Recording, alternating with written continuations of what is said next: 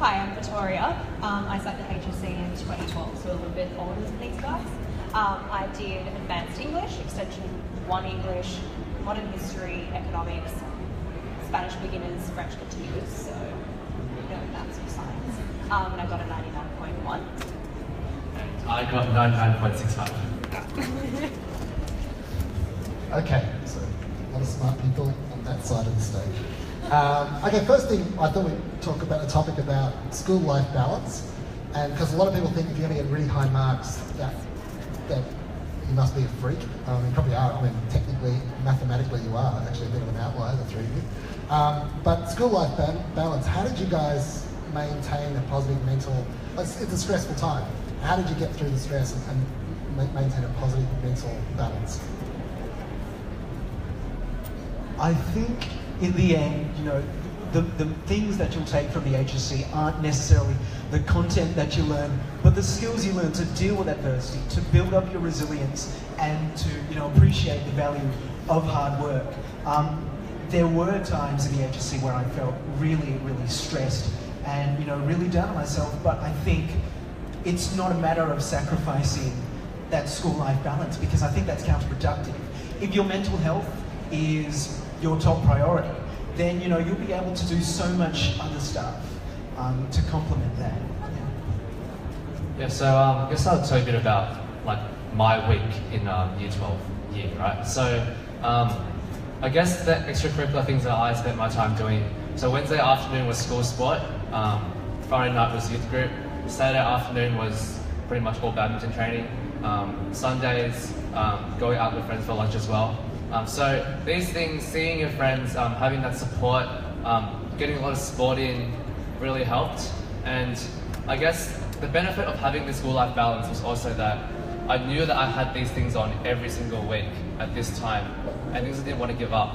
And so because of that, I knew that I had to put my study in the times around it, so which helped me not to procrastinate and pretty much forced me to do work before and after. And it ends up being really fulfilling because you go to these other social activities or sport activities thinking that I've done everything to do and I can just run around for free for 3 hours, no guilt, I've done my work, all good. Yeah, like in practical terms, don't quit the extracurricular activity that you love. I kept up dancing while I was doing Year 12 and still go to that party on Saturday night. Like it's Year 12, there's loads of 18s. Like don't miss out on that because you need to study. Just make sure you do your study at another time or during the day, and then you can go out in the evening really confident that you've got your 3 hours of study done for the day. You don't have to think about it, you don't have to worry about it. Another thing is that I found really helpful is studying with other people. The reality is you probably are going to be doing a lot of study during your year in Year 12, and so to not make it so depressing and lonely and have lots of FOMO about all of the stuff you could be doing, get your friends involved so that it becomes a really nice social activity that you look forward to.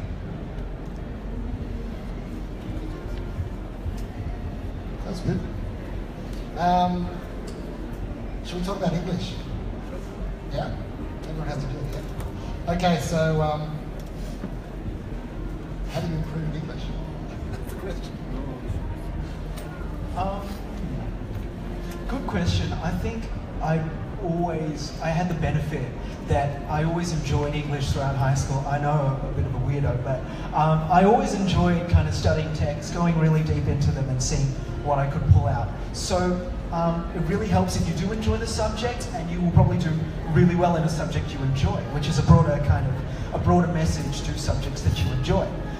If you're not an English inclined person, that's okay. There are still ways. Highschoolnotes.com.au, or really talking about it with other people, bouncing those ideas off, going through the text as meticulously as possible, and then coming back with this core study group I found was really helpful because people bring a lot of new perspectives to different texts, and that's really what the English is about, the study of different perspectives and the study of different experiences. So if you have those different experiences in your HSC, you're on the right track. For English, yeah, it's something that not everyone enjoys, but it's something that if you want to do well in, it's really beneficial for your ATAR. And it's also something that requires quite a bit of time invested into it. So I guess going through the modules, things like creative writing, something that you should definitely prepare for. You have a whole year for that. And just getting it right, perfecting it, giving it to your friends to read. If they like it, if they don't like it, if they understand it or not. Like, one of my friends wrote this crazy creative, it was like really hard to understand. And we were like, bro, like, I know it's really well written, but they're not going to understand this. And he kind of didn't do anything about it, and he came back like a 14 out of 20. So give it to your friends to read as well for like second, third, fourth opinion. It's really helpful, as well as to get teachers to read if they're happy to read it for you.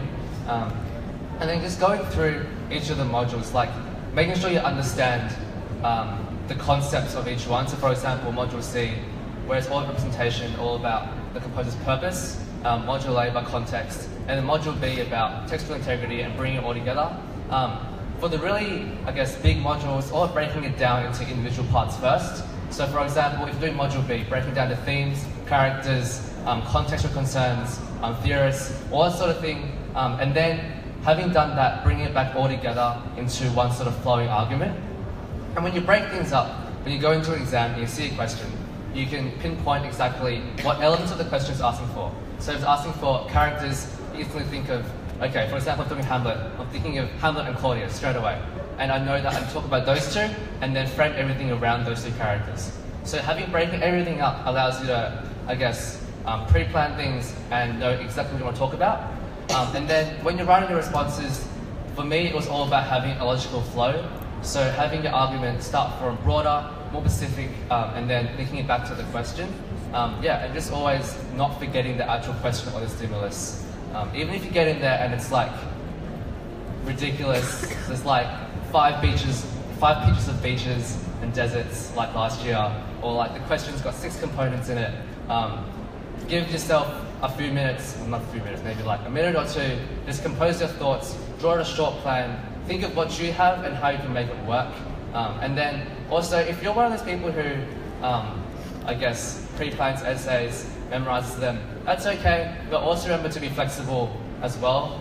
Some modules lend themselves to not doing that, but I guess everyone's got their own style, but just be flexible and always answer the question. That's my first advice. Going off of what both of these guys have said, in addition, practice. Like, make sure you've got a practice essay done before you go into the actual exam, and get it marked. Like, get your teacher to have a look at it, or a tutor, because if you've generally got a practice essay that has gotten you a pretty good mark, to be honest, and a little bit controversial, I know most teachers will tell you not to do this, you can memorize it. As long as you understand the content, you can kind of tweak your topic sentences and the techniques, just refer back to the question. You don't really have to come up with a completely new idea from scratch. You can use what you already know at this point. Yeah, so like, the really meat of your body parts are the same, so all the analysis, all the techniques and the quotes, they pretty much can apply to everything. It's just about your topic sentences that link to the question, peppering it with the words of the question, and in your introduction, making sure that you really address what they're asking as well. And the rest of the stuff, you know, it can be applied to everything. It's just about how you write it and how you say it, pretty much. And I'm going to add something on. I think all those tips are fantastic, and you should definitely take them all on board. And one thing to underpin that, I think English sometimes has that reputation as a subject that's a little bit waffly, a little bit airy-fairy, and a little bit meaningless at times. If that's the case, you have got to make it mean something for yourself. You have got to find that connection with a text that, you know, draws on aspects of your own life. I think if you do that, at least when I did it, let's say Hamlet, for example, I studied that in year 12. I tried to get into the mind of what Hamlet was feeling, what he was thinking. And, you know, that really helped for me to get into the minds of characters and make it mean something for me. And one last practical tip. Don't feel like you have to write tons. You can just keep it to a manageable amount that's clear and concise. Also, don't bother with going to a thesaurus and finding like the most complicated technique, because from personal experience, teachers and markers prefer clear and coherent answers. and sometimes really big flowery words that you might think sound amazing and you've looked up and you know what it means. Sometimes the markers don't have time for that. They might not know what it means, and they might just think that it makes it all unclear. And also, because you're not writing that much, also just pay attention to your handwriting. It's actually really important, and the markers really get annoyed when they can't read something, and they just end up giving you an average mark. From personal experience, you know, I had really bad handwriting in year 11 and had to like work on it a lot in year 12. So if you think it might be a bit of a concern for you, do work on it, write slower, write bigger. And something I found, which you can do, is writing every second line. It might seem weird now, but it actually makes things much easier to read. And if you want to write bigger, don't be afraid. You can get as many booklets as you need in an exam, even though it might be like tedious at the end to write all your name on them all, like write your number on all of the booklets. Use what they give you, you know, you can have as many books as you need, and yeah, just make it so that it suits you. Yeah, I agree. Just write simply. You can actually write in your own voice. They'll tell you that at university as well. Like, you don't need to write things so they sound really complicated. You can just write it in a fairly simple way, as long as you're still getting your meaning across. It's also okay if you're under the word count for your essays or your creative writing pieces. True story, I was consistently always 300 or 400 words under what that word limit was. But as long as you're getting out what you need to say, it's better to just leave it there than start waffling and making stuff up, because the markers will pick up on it. Yeah. What I might do, because I've got different topics and I want to make sure we cover all the topics. How are we going for time, just so I know? I'm good, okay, cool. But that, rather than me going, I might want to jump to the next topic. Does anyone want to ask any English questions just while we're still talking English? Anyone got any questions around English that want to yell out? Put your hand up, yep. Do you have any tips for writing faster? I thought the 2 lines thing was pretty good. Yeah, exactly. The 2 lines thing. Every second line. Yeah, every second line. I actually did that as well, and it really worked. I think a tip for writing faster is number 1, it's practice. Number 2, it's also technique. I think that I noticed for myself, if I wrote slightly more vertically inclined as to more, I suppose, chunky letters, vertically inclined letters get the job done a lot quicker. Yeah. Also, relax your pen grip. When you hold it really tight, you become like, it becomes hard to write quicker. Just let it flow. And also, I had really big spaces between words, so I just like let my hand like flow across the page.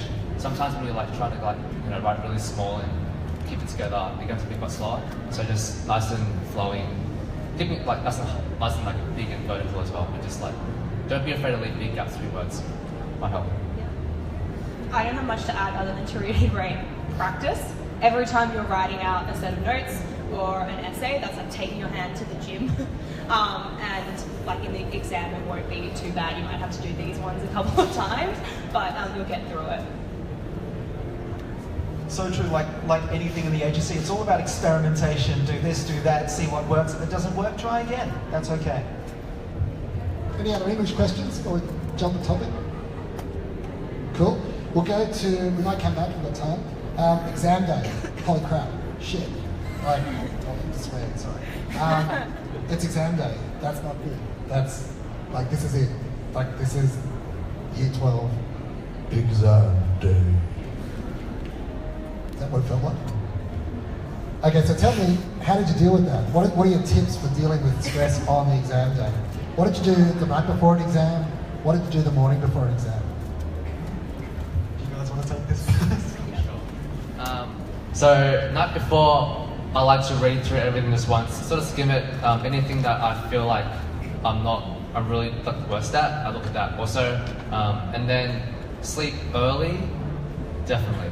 I don't know how much sleep you guys need to get, but definitely, I guess, before 12 would be good. Also, make sure you wake up make sure you wake up early enough to get to your exam with time to spare in case something goes wrong. And then on exam day, I like to feel like I'm prepared. So having read through my stuff before, like that's all I can do pretty much, and it's all in my brain now. So I get there, I might jump around a bit, try to get some nervous energy out, and then go to the bathroom, have a really good breakfast. Also, I don't know if you guys have like, I don't know, bacon for breakfast. Like, don't do salty for breakfast because you'll end up drinking water the whole exam and then waste time, and you have to go to the bathroom. It's just like a disaster. So don't do salty for breakfast. True experience. And then, if you're a sort of person who doesn't get stressed that easily, then sitting in a group and just talking about just things about the exam, like you can pick up a lot of last-minute tips or maybe a quote you missed or an example you might want to use. Those things come in really handy, and those things actually stick in your mind as well a bit. But if you are a sort of person who gets stressed really easily around others, and maybe your friends are ones who'll go like, oh my gosh, like I'm not ready, like I can't do this, then maybe it's best to stay away. So it's just a matter of, you know, who the people are, who you are yourself. But I definitely think that just a few last minute chats can be really, really helpful. Yeah, I agree. So I used to look over, well, hopefully for the exam day you've already like prepared and you've got yourself a good set of notes that you've looked over. So yeah, night before, just quickly glancing through them, testing myself like a little bit, so kind of quizzing myself and being like, okay, how many like, of like this certain thing are there, like quickly checking that I know them, and then putting it away, getting a good night's sleep, waking up to give yourself enough time to make it to the exam, because you don't want to be rushing, because that's going to make you feel really like anxious and kind of like, oh no, I'm running late. So like get up with enough time, have like a decently good breakfast. Bacon's a no-no apparently.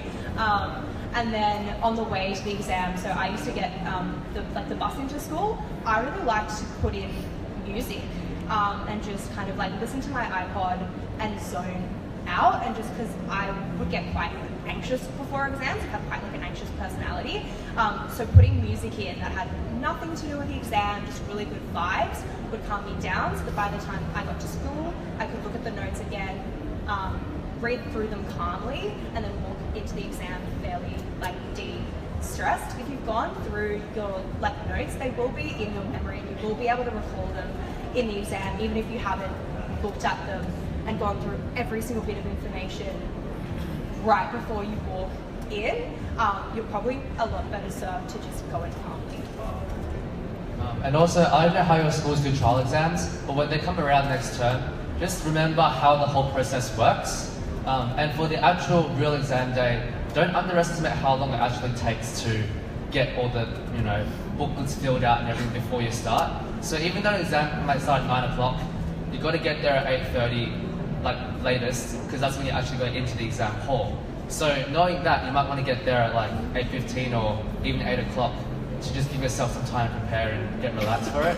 So yeah, just keep that in mind, and remember that you've got to have all your stuff ready as well. So lots of pens that all work, pencil, eraser if it's for maths, ruler, the right calculator as well. So just if you get all those things packed the night before and you get there with time to spare, then that should eliminate a lot of the like unnecessary stress that might come along with exam day. I totally agree, and I want to build on a point that Victoria was making, which is that I always found it helpful just before an exam, the morning of the exam, was to, you know, kind of zone out, get myself relaxed, because I'm also that kind of person who is very, I suppose, within themselves and can get really anxious before an exam. So if I put in, like, you know, music just to calm myself down, or get a good book and read a few pages of it before the exam, it actually helped me to kind of clear my mind and go, okay, now I'm ready, I'm in the right mindset to do this. Yeah, and I think also, your nerves don't really, for me at least, my nerves didn't really recede after every exam. I didn't get less nervous with every exam, but once I was in the exam room and doing it, you know, I felt like I've done this before. I know what to do. So once you get into that, and I think the unspoken kind of rule of HSC, which I'm not supposed to tell you, but you will experience it, that by the time your HSC exams come around, you would have done so many practice essays, so many practice questions, so many practice exams, and you think, oh my God, I'm just so over this. And you go into that room and you, like, this happened to me, like, I went into that room a little bit too complacent, thinking that I'd done everything. You still need to be on the top of your game on that exam day. It's natural to kind of feel like already over it, you know, thinking about the four-month break or whatever it is that you get afterwards. Natural to think that, but, you know, you don't want all your hard work to kind of fall away at the last minute. One last thing, HSC is a team game. Your whole school's a team. So if you're one of the strongest students, or you have friends who are stronger students, don't be afraid to teach each other. Teaching someone the stuff is an even better way to consolidate knowledge than just reading through notes. So even if it's like day before exam, you're testing each other, you're asking other questions, figuring out things you might not know, and trying to explain things yourself, that is one of the most helpful ways and beneficial ways of just making sure you know what you're talking about, and you're helping out your other peers as well.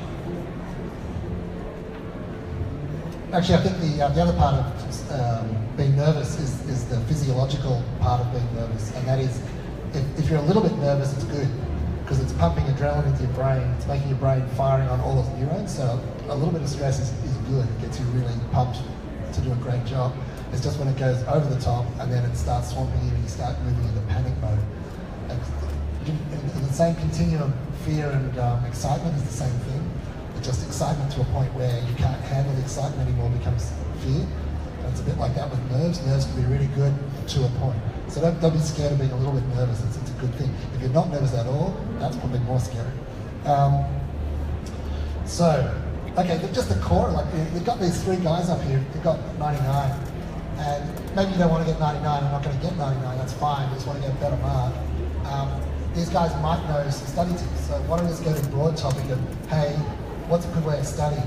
Can you, actually, quick first question, super short answer, on a typical weekday night, how many hours are you doing? Go. It depends, 0 to 6. I'm a really weird worker. After a couple of hours doing homework, and then for exam period, maybe like 3 hours a night, if not, then maybe 1 hour a night. Yeah, like generally as like a consistent, about 2 hours, but like leading up to exams in those like holiday periods that come up before exams, so before your trials you've got 2 weeks off. To be honest, it was like kind of all day at the library, but that's when like do it with your friends comes in, so you're not all day at the library during your break by yourself. So you're studying, but then you're chatting, then you're going to the shopping centre and grabbing some lunch, so it is kind of broken. And so just to the broader question, actually one thing that's really interesting, you guys have different answers, which I think is interesting. If you're an audience member, the thing to take is there's no one answer. These guys all got fantastic mark, and they've all got different personalities, and they've kind of figured out what works for them. So that's, I think, a big broad tip. There's no one answer, it's figure out what works for you. But what do you reckon are some decent study tips? What actually increases your mark? I think for me, what was really helpful wasn't just necessarily compiling a huge bunch of notes and reading them over. You know, I would, if I did that, you know, I would have kind of skimmed over stuff and missed important stuff. What I used to do, about 2 days, 3 days out from an exam, I would try to condense my notes into a double-sided A4 page. Just the really key things that you need to know. Or some things that you haven't quite grasped yet, but need to, you know, revise on. That has two advantages. Number one, it summarizes things down into just really the key elements so that they're in your mind there for easy reference. And the second thing, I think it goes back to on exam day, I would bring that double-sided A4 piece of paper with me outside of the exam hall. That is something that my brain could process, that I could quickly skim over instead of coming in with like 3 folders of notes and going, I don't know where this one is. Condensing things down is super important for me.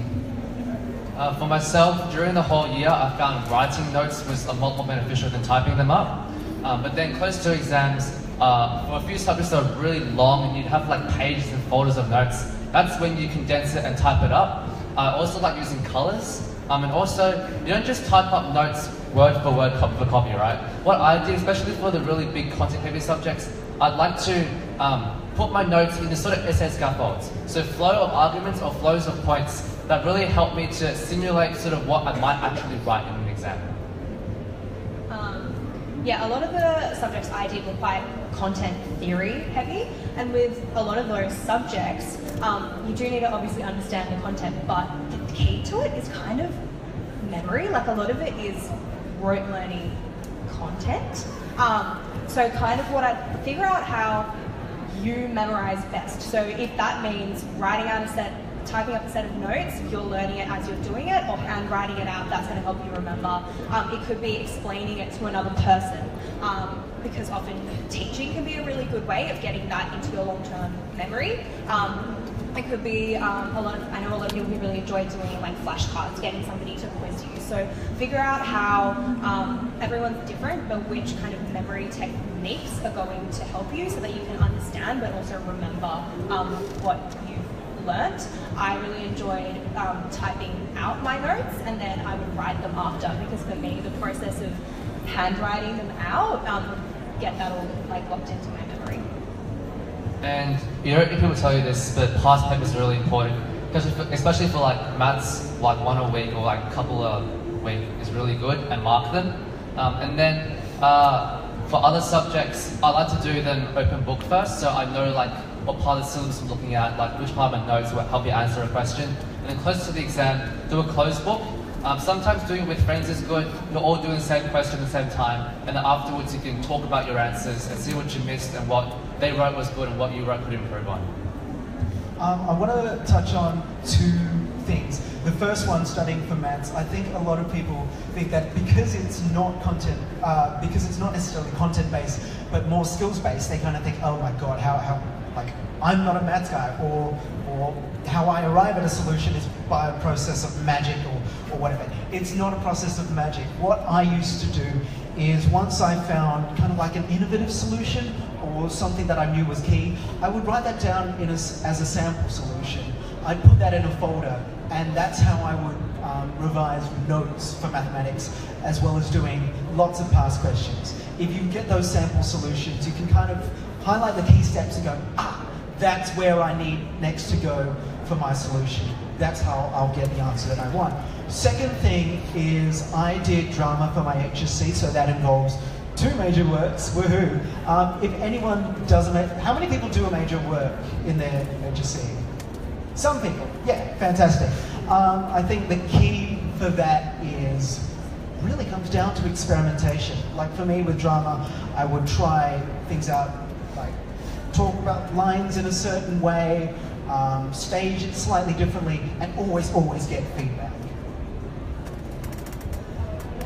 Rightio. Got 2 topics, I'm going to choose one.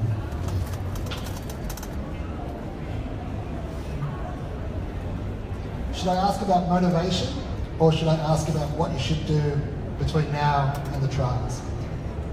Who wants the second one? Who wants the first one?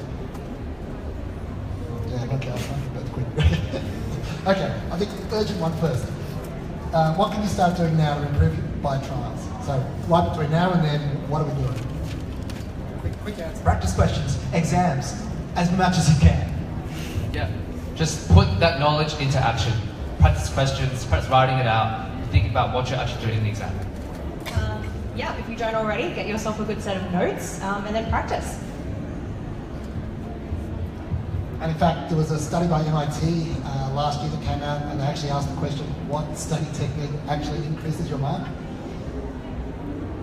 I'll tell you later. No, it was doing practice exams.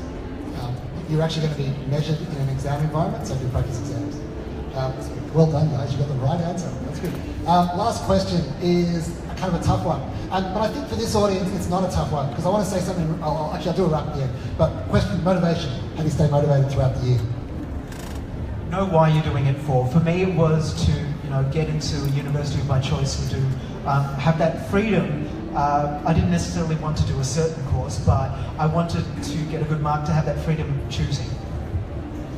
Yeah, I was the sort of person who really wanted to do well and also didn't like the consequences of doing bad. So I also thought about the, I guess, consequences of, or what happens if I don't study for this, or what happens if, you know, I go in there and this happens. So I'd like to prepare myself, and just feeling prepared was, I guess, a comforting feeling for me. I was the kind of person who was less concerned about doing well for the sake of doing well, but I just wanted to do well enough to get into the course that I wanted. So it sounds really lame, but I had a photo of like the Sydney campus stuck onto my wardrobe wall, which remained there for the entirety of my year 12, because it was a reminder to me when like I couldn't be bothered to keep studying and like, oh, this is really hard, I just want to watch TV, I want to watch an episode of Friends, like why I was doing what I was doing. And then the other thing is make it a team game. Like no one, like especially for me, I didn't want to like do it alone. So all my friends were in the same boat and we would motivate each other. So if somebody was starting to kind of like slack off or you know, have like a bit of a breakdown, because that happens, like students cry during the HSC. The rest of us who were feeling okay at that moment could go to that person and be like, don't worry, like keep going, like it's all right, take a breather, like we'll get back into it. Round of applause for these guys, fantastic effort. I just want to give quick closing remarks.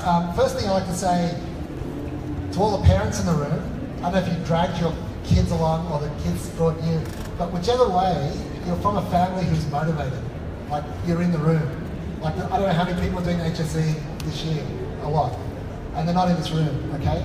So it's a good sign that you got off your ass on a beautiful, still beautiful outside, Saturday morning and came and looked for information. That's a good sign. Either your mum and dad is good or you're good. You're in a good position because you're already motivated and showing signs you want to excel. Quick tip, if you want a free year, Class of 2017 sticker, everyone wants a Class of 2017 sticker. They're free at the Highschoolnotes.com.au store, also free lollipop, plus $30 gift voucher for the Highschoolnotes.com.au website. The site is full of notes from students who got 99+ATAR. The free resource is on YouTube, so there's a whole bunch of videos just like what you've had this morning, topic by topic. So we just ask one little question and get 6 answers, and they're free on YouTube. Just search YouTube High School Notes. And when you get to uni, make sure you get lost on campus, free app. You'll find where all the free microwaves are and drink machines, and electricities if you have to. And studenthappy.com.au for your textbooks next year. Thanks very much.